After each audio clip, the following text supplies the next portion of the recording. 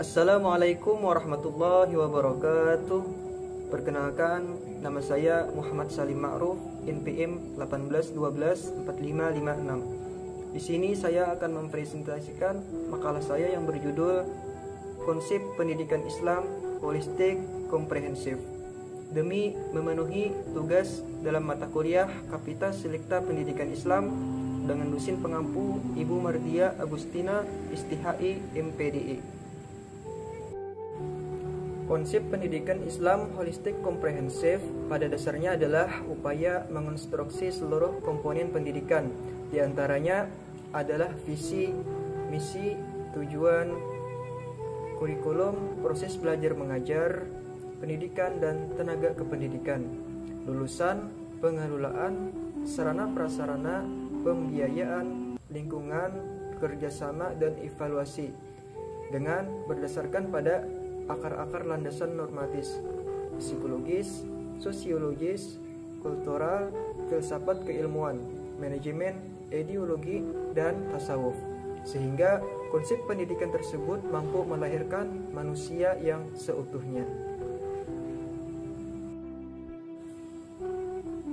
Kajian yang bersifat akademis terhadap pendidikan holistik komprehensif ini sesungguhnya telah lama dilakukan di Barat. Sedangkan di Indonesia, kajian tersebut secara akademik belum banyak dilakukan. Walaupun dalam ucapan dan kebijakan sering disinggung, pendidikan holistik dan komprehensif inilah yang tampaknya menjadi salah satu alternatif yang diharapkan untuk mencegah berbagai masalah pendidikan tersebut. Di tengah-tengah dunia pendidikan yang tampaknya kurang berdaya dalam menjawab berbagai masalah yang ditimbulkan dampak dari era globalisasi sebagaimana tersebut di atas, kajian terhadap konsep pendidikan yang holistik dan komprehensif ini mulai dilakukan para ahli. Di antaranya masalah pendidikan tersebut, misalnya lulusan pendidikan yang hanya memiliki keunggulan dari segi intelektual dan keterampilan, namun kurang dari segi moral, spiritual, dan akhlak. Pendidikan yang cenderung menjadi komoditas yang diperdagangkan dan dikelola dengan pendekatan bisnis. Pendidikan yang selalu tertinggal dari perkembangan zaman. Pendidikan yang kurang link and match dengan kebutuhan masyarakat. Pendidikan yang cenderung membonsai atau mengkerdilkan peserta didik. Pendidikan yang sering membosankan, pendidikan yang belum mencerahkan, lingkungan pendidikan yang kurang kondusif, dan berbagai masalah lainnya.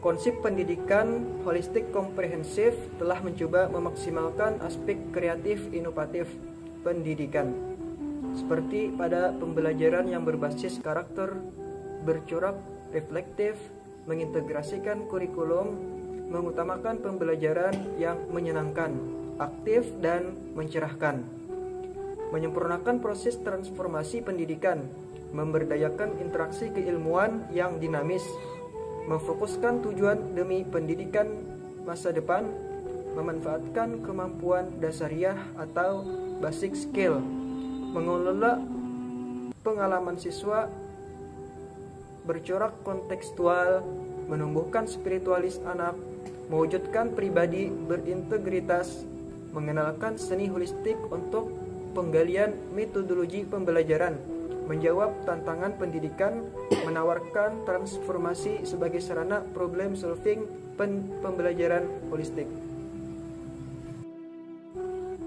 Dilihat dari segi sifatnya yang holistik, komprehensif, dan integralistik, agama dan filsafat tampaknya memiliki peran dan fungsi yang amat strategis dalam ikut serta membangun desain pendidikan holistik komprehensif.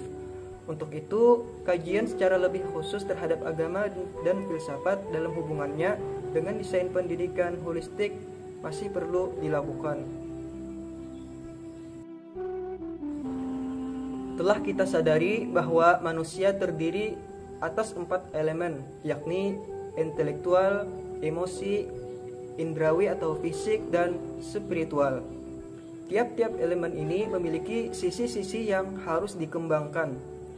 Daya emosi adalah perpaduan keseimbangan kesadaran diri dan kesadaran sosial yang bertumpu pada kecerdasan spiritual.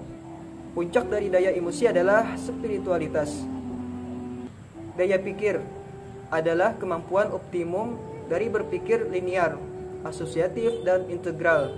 Puncak dari berpikir intelektual adalah berpikir integral atau holistik.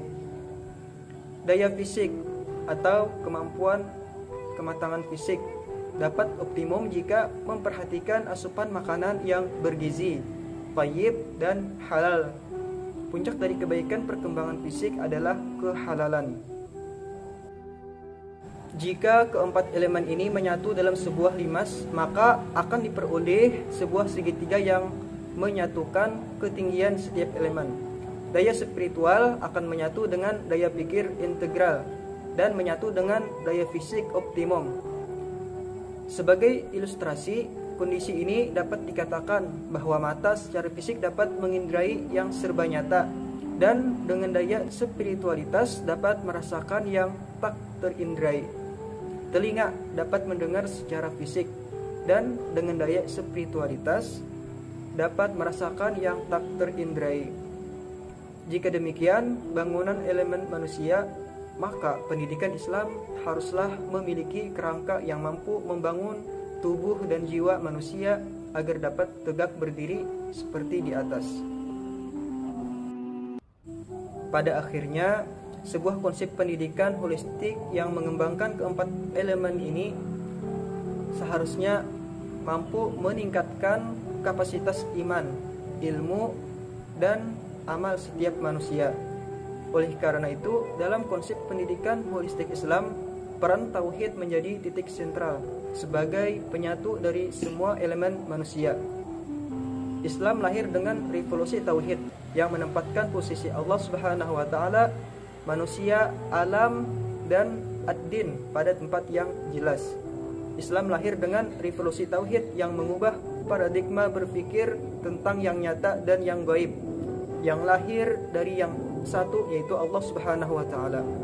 Oleh karena itu, spiritual merupakan puncak proses pendidikan individu.